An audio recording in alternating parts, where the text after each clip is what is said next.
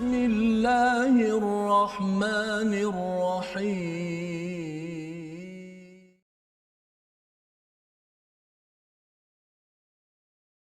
Allah Tuhan sekalian alam. Dan rupa-rupanya pada ayat 45 yang kita ingin baca sebentar nanti ada perkataan walhamdulillahirabbil alamin. Jadi apakah konteks maksudnya? Mari sama-sama kita lihat sinopsis bagi halaman 133.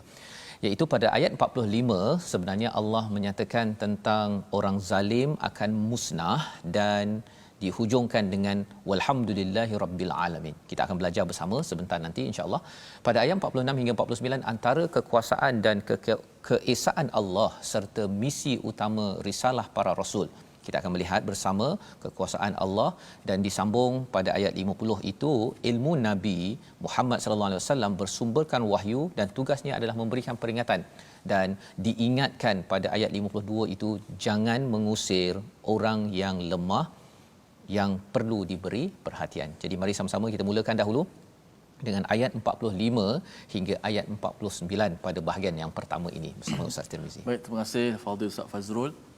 Sahabat-sahabat Al-Quran yang saya hormati dan kasihi sekalian, alhamdulillah kita meneruskan pengajian kita terhadap Al-Quranul Karim. Inilah pegangan kita sampailah kepada kita bertemu dengan Allah Subhanahu Wa Taala, satu mukjizat yang sangat agung yang ada di sisi kita pada hari ini, dan mudah-mudahan sebagaimana sinopsis yang telah kita dengar sebentar tadi dan baca, kita dapat gambaran bagaimana apabila kita membaca ayat-ayat Allah Subhanahu Wa Taala. Moga-moga kita tidak menjadi orang-orang yang zalim, kerana orang-orang yang zalim pasti akan binasa sebagaimana janji dalam Al-Quran Karim. Ayat yang ke-45 hingga 49 Ustaz. Betul. Allahu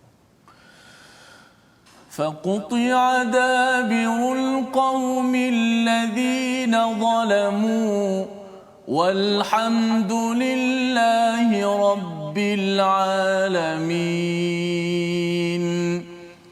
قل أرأيتم إن أخذ الله سمعكم وأبصاركم وختم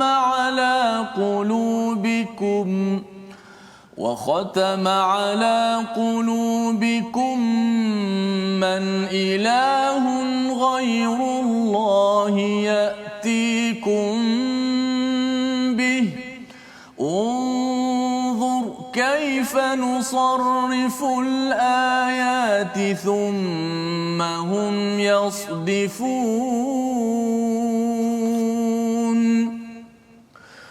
قل أرأيتكم إن أتاكم عذاب الله بغتة أو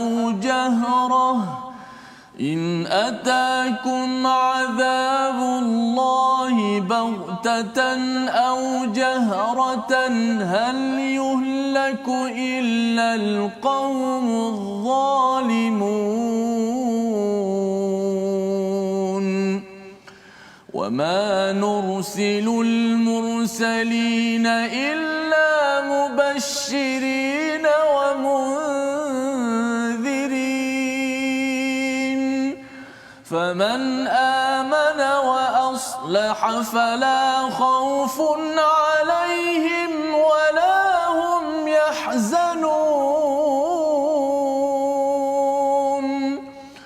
والذين كذبوا بآياتنا يمسهم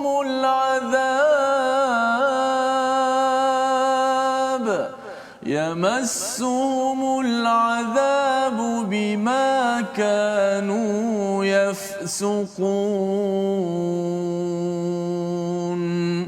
صدق الله العظيم. Surah Al-Azim, kitalah bacaan daripada ayat 45 hingga 49, kesinambungan daripada hari semalam apabila Allah menyatakan pada ayat 44 ketika mereka melupakan peringatan. Allah menceritakan orang yang lupa pada peringatan, dan peringatan itu maksudnya apa? Kepada mesej daripada Al-Quran yang pada zaman dahulu Nabi Muhammad yang menyampaikannya, dan pada zaman ini ialah apabila kita membaca Al-Quran ini, kita mendengar ceramah, mendengar nasihat-nasihat yang berteraskan kepada Al-Quran, maka apakah apakah kesannya? Allah akan bukakan alaihim abwaba kulli syai. Allah bukakan pintu langit ataupun pintu-pintu kepada mereka, ya, pintu-pintu segala-galanya, sehingga kan mereka mendapat kemewahan, mereka mendapatkan kegembiraan melampau-lampau, tetapi selepas itu Allah akan memberikan azab yang tiba-tiba, ya. Dan ini berlaku dalam zaman ini juga, ya, di mana Allah memberikan kepada waktu ini, ya, mungkin ada dalam bentuk gempa bumi, dalam bentuk tsunami, dalam bentuk pelbagai, tetapi ada beza duanya, ya. Kalau katakan ada orang beriman dengan orang yang zalim, yang mendustakan dalam kawasan tersebut. Jadi Allah kata apa dalam ayat 45, faquti'a, ya, maka orang-orang yang zalim dimusnahkan sampai ke akar umbinya, ya. Faquti'a ini maksudnya potong-potong ataupun dimusnahkan sampai hancur, ya, bagi orang yang zalim. Tetapi kalau katakan ada orang yang tidak zalim dalam peristiwa-peristiwa yang mencabar tersebut, apakah yang berlaku? Dia akan beriman. Dia kalau katakan mati pun, dia meninggal adalah mati syahid, ya. Jadi di sini di hujung itu Allah menyatakan walhamdulillah rabbil alamin, ya. Apakah sebabnya ada alhamdulillah rabbil alamin? Kerana orang zalim Allah tunaikan janji, Allah akan hancurkan akhirnya. Bukan mudah-mudah, ya. Peranan kita adalah untuk kita mengingatkan, dan kita sendiri jangan jadi orang yang zalim. Allah bagi peluang. Tetapi kalau katakan dah sampai peringatan sehingga kan dia melampau-lampau, ya, melampau-lampau. Itu sebabnya tuan-tuan, dalam kehidupan kita kalau ada aktiviti orang buat silap, tetapi kalau ia buat secara terang-terangan melampau-lampau, sebenarnya kita tegur, teruskan. Tetapi kalau orang zalim ini dia mengenakan kepada orang yang memberi peringatan, ya, seperti mana yang berlaku pada zaman Nabi di Mekah, maka akhirnya Allah yang handle mereka, ya, Allah yang uruskan. Walhamdulillahi rabbil alamin. Dan kita bersyukur pasal apa? Kalau kita masih lagi beriman, walaupun mungkin ada yang dalam tsunami, ustaz, ya, tapi dia beriman, kalau dia meninggal, alhamdulillah rabbil alamin, segala pujian bagi Allah, pasal orang ini akan mendapat mati syahid. Jadi kita terus kekal dalam iman, dan Allah menyatakan pada ayat 46 ini, katakanlah, ya, ini kata pada Nabi untuk disampaikan kepada orang ramai, untuk kita juga, araaitum, adakah kamu melihat in ahadallah, jika Allah mengambil pendengaran, penglihatan, dan kemudian ditutupkan hati kamu, man ilah, siapa lagi Tuhan selain Allah yang akan mendatangkannya. Ya, ini kali ini Allah membawakan kepada kita hujah, iaitu kalau katakan Allah ambil mata kita, telinga kita, kan orang yang syirikkan Allah, ustaz, ya. Sebenarnya dia ambil mata daripada Tuhan yang esa juga, telinga pun daripada Tuhan yang esa.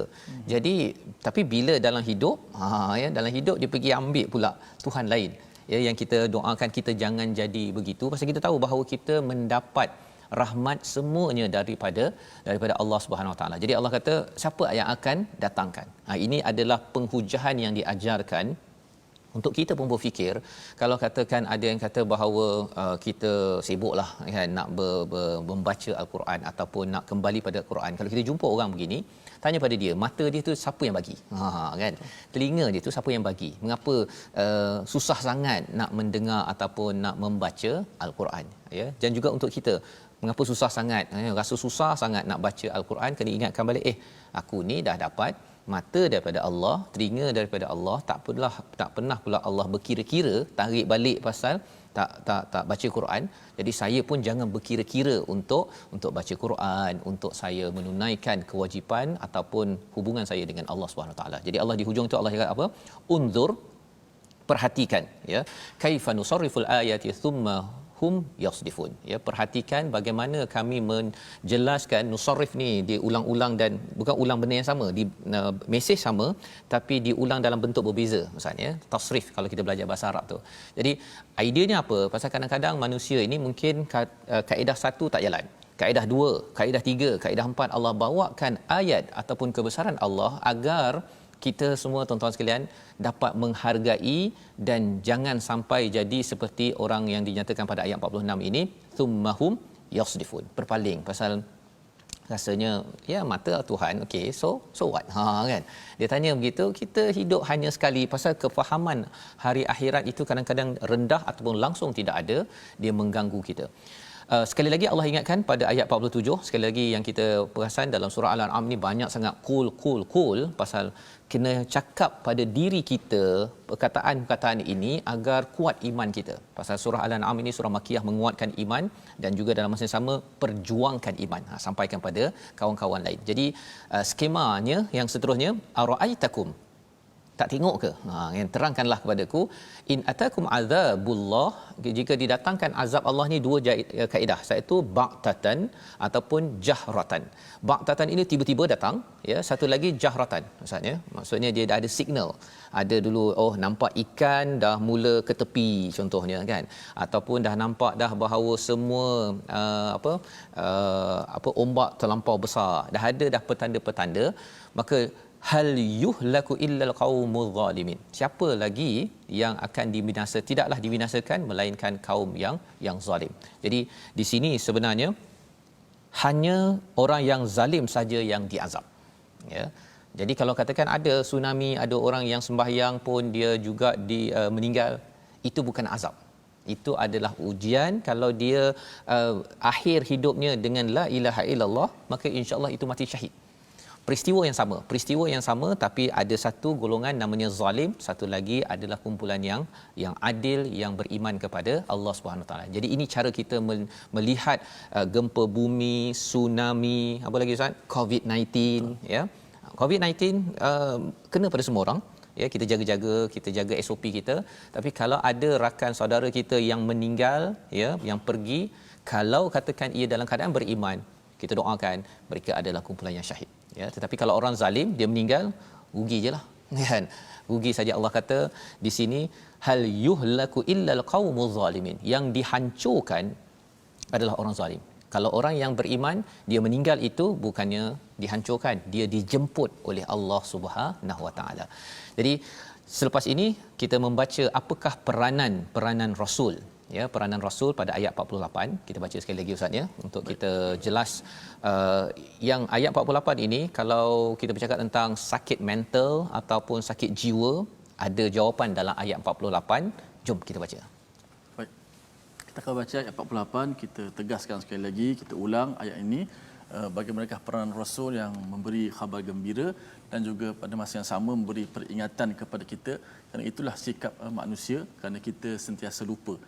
Bila pelupa tu perlu diperingatkan. Mudah-mudahan Al-Quran ini menjadi ubat kepada kita, sebab di antara penyakit akhir zaman ini ialah kita meninggalkan Al-Quran. Itu lebih besar daripada kita meninggalkan perkara-perkara yang harus ini. Baik, kita baca ayat 48. A'udzu bisyaitanir rajim. Wa ma nursilul mursalina illa مبشرين ومنذرين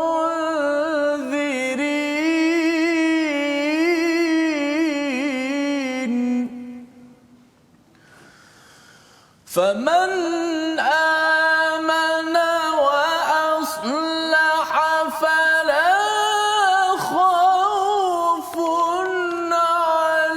عليهم ولا هم يحزنون.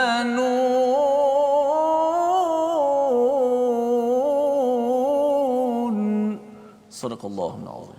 Para rasul yang kami utus itu adalah untuk memberi khabar gembira dan memberi peringatan. Barang siapa beriman dan membuat pembaikan, maka tidak ada rasa takut pada mereka dan mereka tidak bersedih hati. Jika tuan-tuan perasan, sebenarnya istilah wala fala khaufun alaihim wala hum yahzanun ini banyak dikaitkan dengan hari akhirat, iaitu berada di syurga, tidak ada kebimbangan langsung dan tidak ada kesedihan.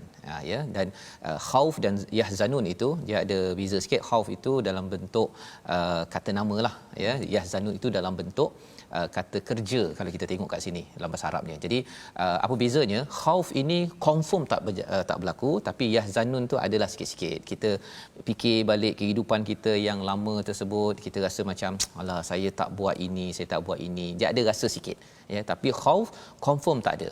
Macam mana nak dapat perkara ini? Pasal kita lihat tugas Rasul, ya, nursilul mursalin illa mubasyirin wa munzirin, iaitu memberi khabar gembira. Khabar gembira itulah yang menyebabkan kita beriman. Kabar gembira, ya, ada syurga, ya, adanya neraka, menyebabkan kita makin beriman kepada Allah. Jadi itu peranan pertama. Yang kedua adalah wa munzirin, memberi amaran, peringatan. Ada benda yang tak betul, ada benda yang kena buat sekarang, ada benda yang perlu diutamakan. Nabi ingatkan, Nabi beri peringatan. Dua perkara, ya. Dan bila Nabi beri peringatan, kesannya apa? Wa aslaha, ya, seseorang itu akan baiki kepada diri dia. Memang membaiki diri ini ustaz, ya, kalau orang tegur kita, dia memang hati boleh memang sakit sikitlah, kan. Tetapi sebenarnya kalau iman ada, maka kita kata bahawa tak apalah, biarlah saya baiki, saya sakit sikit, tapi kerana iman saya akan baiki. Tetapi cabaran bagi orang-orang yang ada masalah iman, kalau iman antara yang kita bincang ustaz, ya, orang-orang yang ada masalah hati, dia tak suka kena tegur. Betul. Tak boleh kena tegur. Pasal kalau ketegur, dia akan makin sakit hati, maka dia akan balas balik semula kepada orang yang menegur. Jadi di sini pada ayat 48 ini Allah kata iman dan wa aslaha, beriman dan juga membaiki diri. Dua perkara ini adalah untuk mengubat apa? Dua penyakit yang ada dalam psikologi manusia, iaitu yang pertama perkara yang berlaku ke depan namanya bimbang, dan perkara yang telah berlaku belakang namanya sedih. Dua je. Kalau kita tak ada bimbang dan sedih ini, memang kita tidak ada masalah sakit jiwa ataupun stres level yang melampau-lampau. Kalau katakan kita bimbang, kalau saya bimbang, ujung bulan ni nak bayar apa? Cukup ke duit? Contohnya ustaz, kan. Dia dah mula bimbang, dia akan mengganggu. Dan yahzanun, alamak saya rasa 10 tahun lepas saya tak buat ini, saya tak buat ini, saya buat ini yang tak sesuai. Semua perkara itu menyebabkan boleh menambah stres dan sakit di dalam hati kita. Ubatnya apa? Iman. Ya, bila kita baiki iman itu, dia akan menyebabkan kita juga sudi untuk baiki diri kita. Itu cara untuk kita keluar daripada stres level yang tinggi dalam kehidupan kita seharian. Membawa kita kepada perkataan kita pada hari ini, iaitu qata'a, yang bermaksud potong, ya, dan potong ini yang digunakan tadi dalam ayat 45, Allah memotong, Allah memusnahkan kepada orang yang zalim. 36 kali diulang di dalam al-Quran sebagai peringatan kepada kita bahawa kalau kita tidak mahu dipotong, dibinasakan oleh Allah Subhanahu Wa Taala. Kadang-kadang sebelum dia hancur fizikal ustaz, ya, dia dipotong, dibinasakan dalam jiwa, perasaan. Itu sebabnya orang yang zalim, yang syirik, dia tak pernah aman. Tak pernah aman. Dia kita nampak macam dia relax, dia ada yoga ke apa, dia menang. Tak. Dia tak sama dengan orang beriman. Pasal orang beriman, dia ada harapan sampai ke akhirat. Dia beriman, dia percaya ada harapan kepada Allah yang menguasai segala-galanya. Itu sumber ketenangan yang amat berharga. Jadi sama-sama kita ikuti, kita berehat sebentar. My Quran Time, baca, faham, amal, insya-Allah.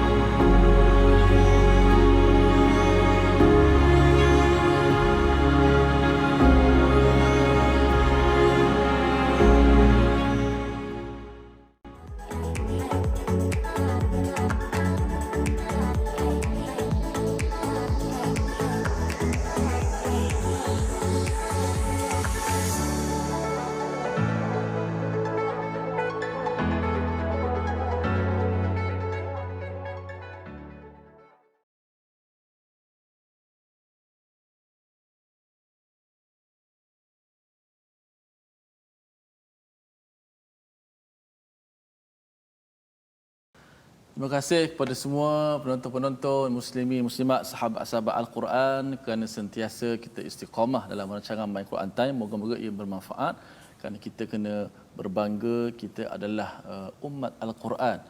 Cuma kadang-kadang kita lupa Al-Quran yang ada di sisi kita. Kadang-kadang kita lupa Al-Quran ini sebenarnya ia dapat membina syakhsiah manusia, insan itu, keluarga itu, sehinggalah ummah. Al-Quran ia memberi kesan kepada jati diri insan supaya menjadi insan yang cemerlang dunia dan di hari akhirat. Baik, seperti biasa kita nak tengok sedikit berkenaan dengan tajwid pada hari ini. Hari ini kita nak belajar iaitu pembahagian sifat tafasyi. Semalam kita dah sebut tentang tafasyi itu apa? Suara, hemburan suara, sebaran suara daripada makhraj kita tengah lidah, huruf syin daripada tengah lidah, kemudian kita hembur tu, suara shin tu daripada tengah lidah tu, daripada makhrajnya menghemburkan sifat tafasyi sehingga dia orang kata apa, yamlaul fam, sebar dalam seluruh mulut kita, keluar daripada gigi atas, daripada gigi bawah, daripada tengah, keluar huruf shin, tafasyi.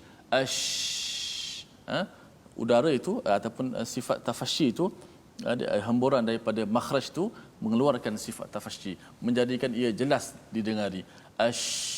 Sha, shi, shu, itu huruf shin, tafasyi. Cuma hari ini kita nak belajar terbahagi pada 3, iaitu tafasyi paling tinggi, sederhana dan juga rendah.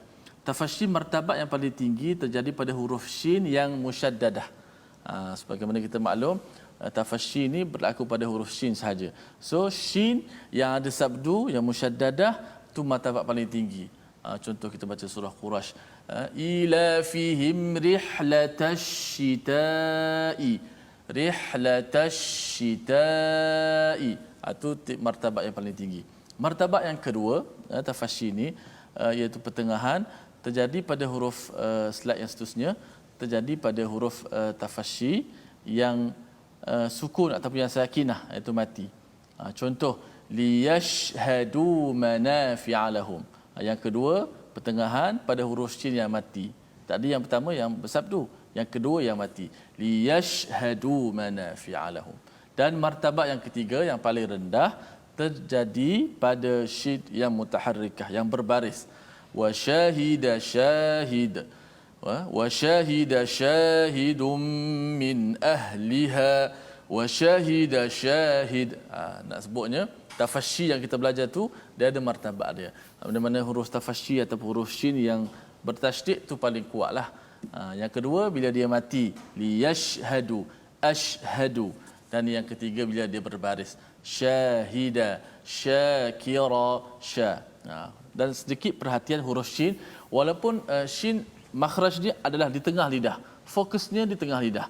Sebagaimana setengah orang dia bila sebut shin, dia banyak menekankan pada bibir, dia melampau sedikit, walaupun bibir tetap bergerak ke depan tapi bergerak secara fitrah, bukan fokus di mulut. Sebagaimana setengah sebut orang sampai macam tu, syah, salah. Ada tu dia nak suruh apa, orang tu mengajar orang mengucap syahadah, orang tu asyhad, betul dah dia sebut, terus tak tepat tu, kamu kena sebut sampai muncul macam. Sebenarnya tu yang salah.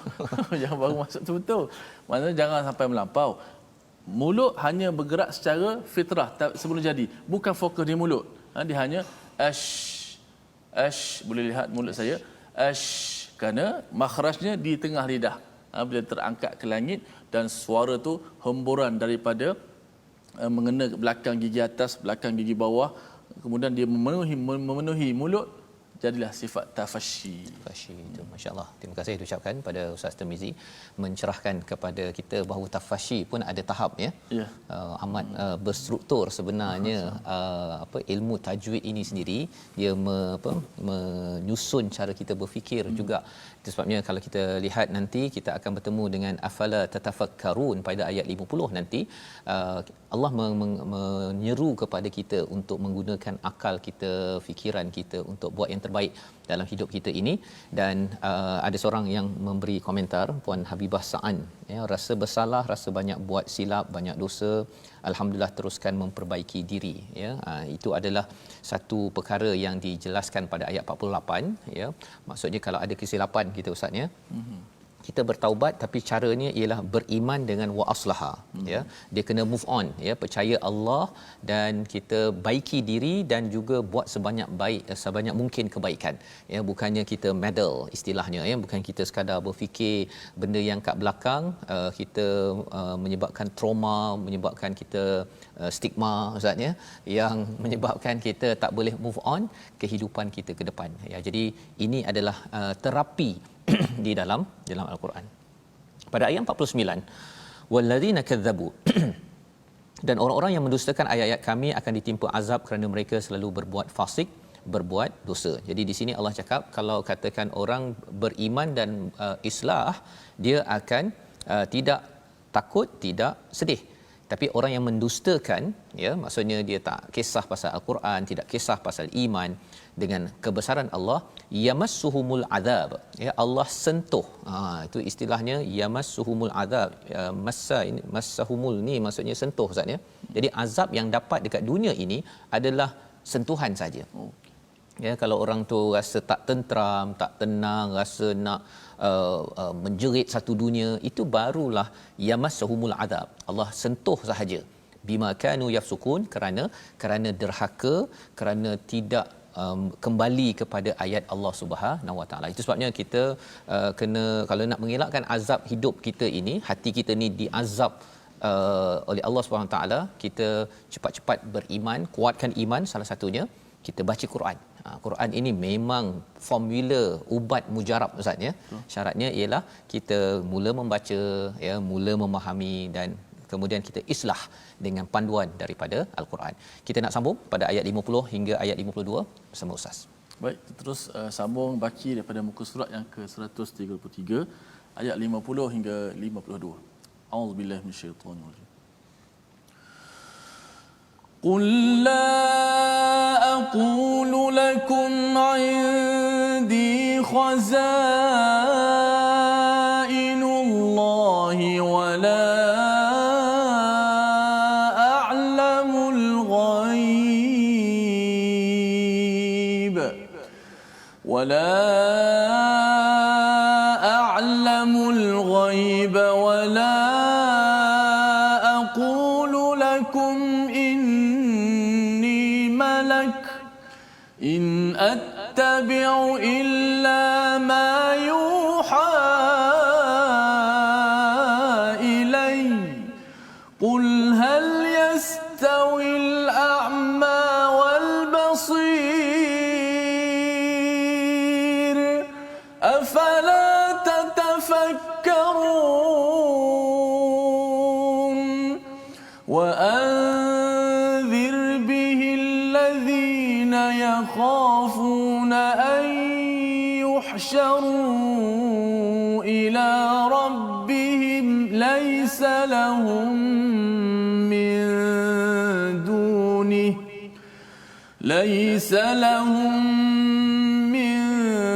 دونه ولي ولا شفيع لعلهم يتقون ولا تطرد الذين يدعون ربهم بالغداة والعشي يريدون وجهه ما عليك من حسابهم من شيء وما من حسابك عليهم من شيء وما من حسابك عليهم من شيء فتطردهم فتكون من الظالمين. صدق الله العظيم. Surah Al-Azim, begitulah bacaan daripada ayat 50 hingga 52. Saya harapkan pada tuan-tuan yang mendengar bersama Ustaz, ya, tuan-tuan mendapat rahmah daripada Allah Subhanahu Wa Taala, dapat banyak pahala hasanah daripada Allah Subhanahu Wa Taala mengikuti sekarang, Ustaz, ya, di depan TV, di Facebook, ada yang mendengar di Facebook sekarang ini, ya, mereka bersungguh-sungguh, ya, memberi komen di atas Facebook ini. Kita doakan penuh rahmah Allah, berikan kasih sayang, kerana Allah memang sayang kepada orang-orang yang bersama Al-Quran, dan moga-moga kita menunjukkan kasih sayang itu kepada seluruh masyarakat. Dan ayat 50 ini, katakanlah Muhammad, aku tidak mengatakan kepadamu bahawa pembenaran Allah ada padaku, dan aku tidak mengetahui yang gaib, dan aku tidak pula mengatakan padamu bahawa aku malaikat. Aku hanya mengikuti apa yang diwahyukan kepadaku. Katakanlah, adakah sama orang yang buta dengan orang yang melihat? Adakah kamu tidak memikirkannya? Jadi kalau peringkat awal tadi ayat 47 ataupun ayat 46 ada perkataan qul ara'aitum, apakah kamu tidak lihat ataupun memahami. Tapi kali ini Allah menyatakan la aqulu lakum indi khazainullah wala a'lamul ghaib. Ya, ada tiga perkara yang Nabi sallallahu alaihi wasallam kata, diajarkan. Aku tidak mempunyai perbendaharaan Allah. Yang pertama. Yang kedua, aku tidak mengetahui perkara yang ghaib, dan yang ketiga, aku ini bukannya malaikat. Aku tidak mengatakan kepada kamu bahawa aku malaikat. Apa ceritanya? Ceritanya ialah orang-orang musyrik itu, dia mengatakan pada Nabi, kalau kau ni nak mengajak sangat pada Tuhan, kalau hebat sangat, tolong keluarkan air daripada tempat yang kering, contohnya. Dia nak mencabar Nabi lah. Ataupun kalau yang kedua tu, beritahu perkara-perkara ghaib yang kami tak tahu, ya. Dia bertanya soalan-soalan tentang ruh, ya. Kalau kita melihat kepada kehidupan Nabi di Mekah, di Madinah itu, jadi perkara-perkara itu yang ditanyakan oleh musyrik Mekah. Mereka tanya perkara-perkara pelik, dan yang ketiganya mereka minta malaikat datangkan kepada mereka. Jadi sebenarnya apakah di sebalik khazainullah itu? Mereka ini ada mata duitan sikit, Ustaz. Mereka ni dia suka, dia tak cukup dengan apa yang ada, dia nak dapat lebih banyak lagi duit ataupun harta. Itu mindset dia. Yang keduanya ialah dia rasa bahawa ilmu dia itu sudah pandai, jadi dia nak minta benda yang lebih pelik. Padahal Nabi Muhammad juga adalah manusia biasa, sama juga dengan mereka. Dan yang ketiganya ialah malak. Malak ini adalah lambang kepada makhluk malaikat yang tidak buat silap. Jadi dia kata, tolong, pasal kamu ni manusia biasa kan, hantarkan malaikat kepada kami. Okey, jadi bila mereka mencabar, Nabi kata inilah jawapannya. Ya, Nabi tidak lebih-lebih, Nabi bukan Tuhan yang boleh mengeluarkan air, yang tahu perkara ghaib, yang boleh mendatangkan malaikat, itu semua dengan izin Allah. In attabi'u illa ma yuha ilai. Aku ini mengikut kepada apa? Wahyu saja yang sampai padaku. Itu sebabnya Ustaz, ya, kalau ada orang kata bahawa apakah yang berlaku dalam My Quran Time ini, ya, sebenarnya ialah kita baca Quran dan kemudian kita sampaikan isi Al-Quran, ya, dan kita doakan tuan-tuan, kawan-kawan kita yang dengar semuanya faham, bukannya dia rasa macam buntu, ni apa ni? Apa yang ada dalam Quran, kan? Kita khawatir nanti bila kita tak dapat kefahaman itu, Allah tak beri kefahaman itu, ya. Kalau satu perkara tak dapat pun kita rasa macam ya Allah, ampunkan kami, ya Allah, berilah kami kefahaman, paling kurang pun sedikitlah dalam perbincangan kita ini. Pasal Allah kata apa? Adakah sama orang yang buta dengan orang yang nampak? Saya doakan tuan-tuan, kita semua adalah orang yang nampak mesej daripada Allah, ya. Afala tatafakkarun, mengapa kamu tak fikir, ya? Mengapa tak fikir betul-betul? Susah sangat ke nak faham apa yang ada dalam Al-Quran ini? Ini mesej daripada ayat 50.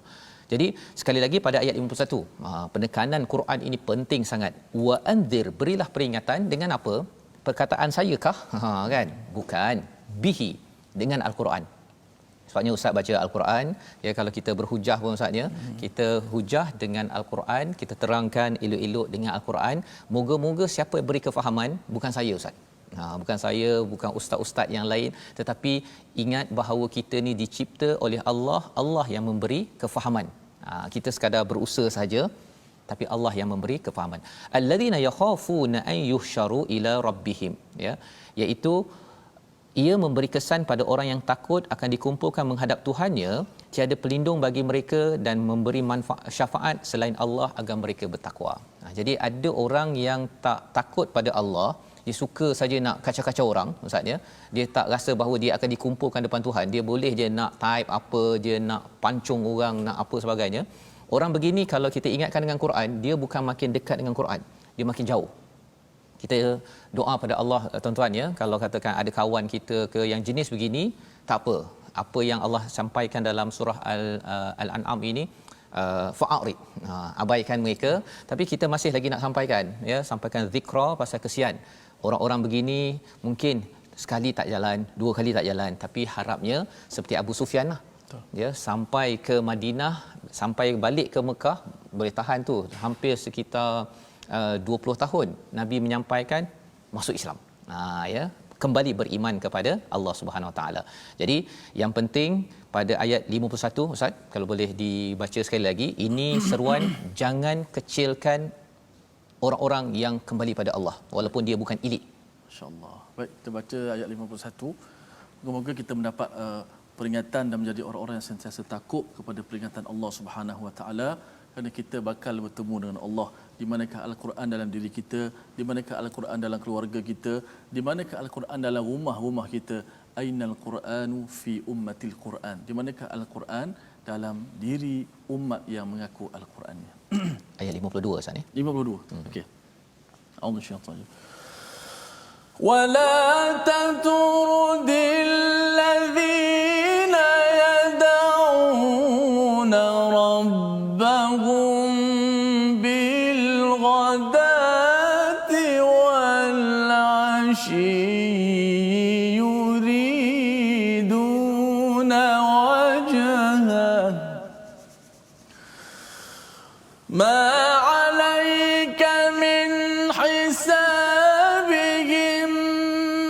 من شيء وما من حسابك عليهم من شيء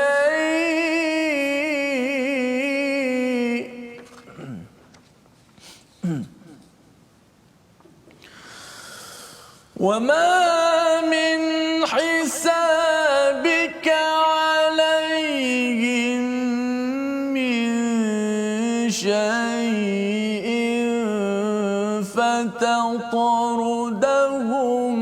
فتكون من الظالمين.